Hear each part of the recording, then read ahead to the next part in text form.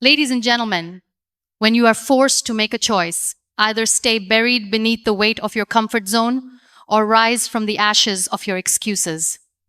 Good habits are not something you're born with. They are built brick by brick, with the pain of consistency and the courage to start over every day. People often say, it's hard to be disciplined. But what they fail to see is that indiscipline is even harder. It costs you your dreams, your peace, and eventually your identity. The road to transformation is not a straight path lined with applause. It is an uphill journey paved with silent victories. And the truth is, no one can develop your habits for you. You must force yourself to grow, even when every part of you screams to stay the same. Today, I want to share with you powerful strategies. Each one is a mirror, a reminder, and a challenge. They're not ideas to be admired, they're truths to be lived. And if you carry them with you, if you walk with them long enough, they will not only change what you do, they will change who you are.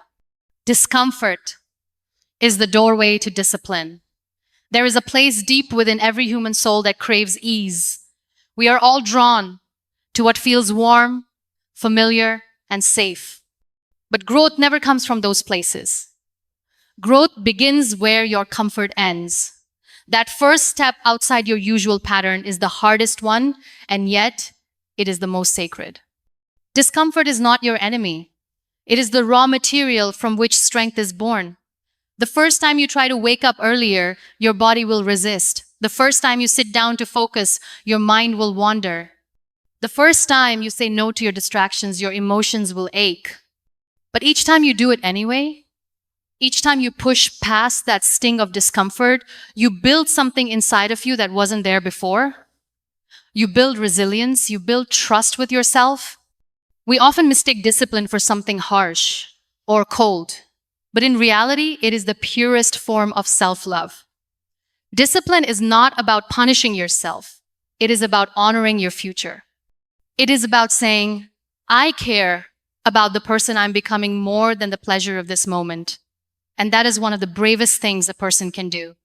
To choose progress over comfort, again and again in silence.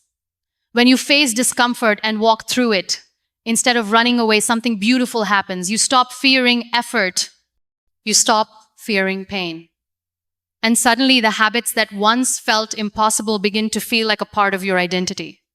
That's the gift discomfort gives. It stretches your soul just wide enough for greatness to enter. Start small, but stay relentless. In a world that glorifies massive overnight success, we forget that every mountain is climbed step by step. We want the transformation, but we forget about the small, consistent steps that get us there. Starting small is not a weakness. It is wisdom. It is how real change happens, not through force, but through persistence. Not through grand gestures, but through quiet discipline. There is power in showing up every day, even if it's just for 5 minutes. There is magic in doing the small thing again and again until it becomes effortless. And those small things, drinking water, making your bed, writing your thoughts, stretching your body, they're not meaningless. They're the roots from which everything else grows. They are your daily proof that change is possible. But staying relentless doesn't mean you never stumble. It means you never stop. It means that even on the days when you fall, you rise without shame. You continue not because it's easy, but because you've promised yourself that you will. The world may not notice your effort, but your soul does. And with every repetition, you become stronger than your doubts. Habits are not built in inspiration.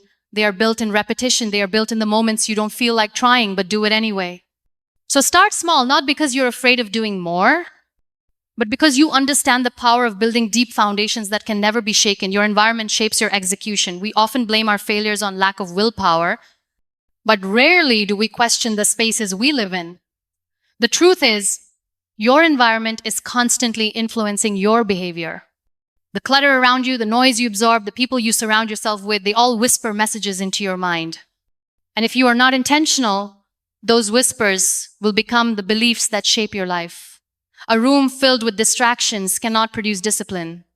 A heart surrounded by doubt cannot grow in confidence. That is why changing your environment is not a luxury, it is a necessity. Clean your space, turn off the noise, distance yourself from the chaos. Let your surroundings breathe the same peace you are trying to build inside of you. Let every corner of your life echo your commitment to growth. Sometimes, changing your environment means walking away from people you love. Sometimes it means saying no when you've always said yes. And sometimes it means being alone, not because you enjoy loneliness, but because you finally realize the importance of alignment. When your space supports your goals, your habits stop feeling like a struggle and start feeling like your truth. Create a space where your highest self feels at home. A space that doesn't tempt your weakness, but nurtures your strength. Your environment doesn't have to be perfect, but it must be intentional. Because your habits are not just formed in your mind, they are shaped in the spaces where you live, work, breathe, and dream. Habits are hard before they become healing. The beginning of any habit feels like friction. It doesn't fit. It feels foreign. You start something new and it doesn't bring comfort. It brings discomfort, tension, resistance.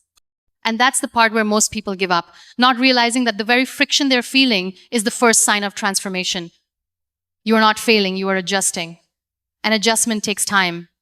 It's not easy to replace a behavior that has been soothing your pain for years. It's not easy to walk away from what feels familiar, even if it is destructive.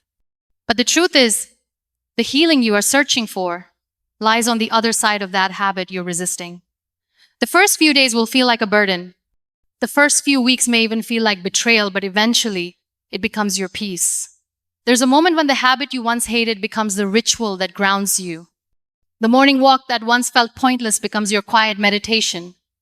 The journaling that once felt awkward becomes your safe space. The silence that once scared you becomes your clarity.